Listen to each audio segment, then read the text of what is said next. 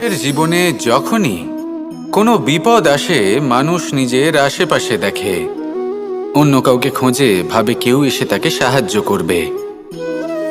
সে আশা করে যে কোনো ব্যক্তি এসে তার হাত ধরবে আর সেই বিপদ থেকে তাকে মুক্তি দেবে।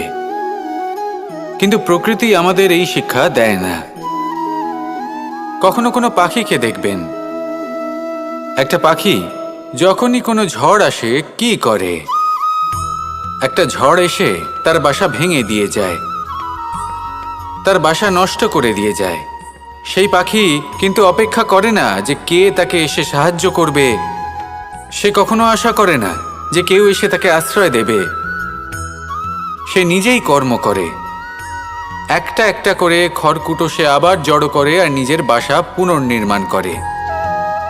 প্রকৃতি আমাদের এটাই শেখায় যে আমরা নিজেরাই।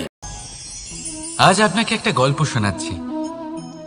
একদিন এক ব্যক্তি নিজের দ্বারে লিখে দিলেন, আজ আমি ভীষণ দুঃখী, আজ আমার সাথে কেউ দেখা করতে আসবেন না। কিছুক্ষণ পরে তার এক বন্ধু এলো, সে সেই লেখা পড়ল, তাও গিয়ে তার সাথে দেখা করল। সে বলল, আমি লেখাপড়া জানি না, কিন্তু আমার বন্ধুর মনের এই বেদনা, এটা আমাকে সবসময় ডাক দেয়। এরাই হলো আসল বন্ধু।